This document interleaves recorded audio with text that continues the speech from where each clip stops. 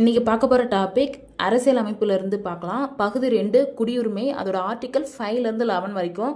குடியுரிமை சட்டம் இயற்றப்பட்ட ஆண்டுன்னு பார்த்தீங்கன்னா எந்த ஆண்டு இயற்றியிருக்காங்கன்னா 1955ல். இது வரைக்கும் மேற்கொள்ளப்பட்ட திருத்தங்கள்னு பார்த்தீங்கன்னா 9 திருத்தங்கள் மேற்கொண்டிருக்காங்க. குடியுரிமை பெறும் வழிகள்னு பார்த்தீங்கன்னா மொத்தம் 5. குடியுரிமை இழக்கும் வழிகள்னு பார்த்தீங்கன்னா 3. இந்த சேனலை டிஎம்பி ஸ்டூடெண்ட்ஸ் சப்ஸ்கிரைப் பண்ணாதவங்க சப்ஸ்கிரைப் பண்ணுங்கள், உங்கள் ஃப்ரெண்ட்ஸுக்கு ஷேர் பண்ணுங்கள். குடியுரிமை பெறும் வழிகளில் 5 என்னன்னு பார்க்கலாம். பிறப்புன்னு பார்த்தீங்கன்னா 1950 ஜான்வரி 26க்கு அப்புறம் பிறந்தவங்களுக்கு குடியுரிமை பெறும் வழிகள் உண்டு. வம்சாவழின்னு பார்த்தீங்கன்னா 1950 ஜான்வரி 26க்கு அப்புறம் அந்த இதில் கொடுப்பாங்க குடியுரிமை.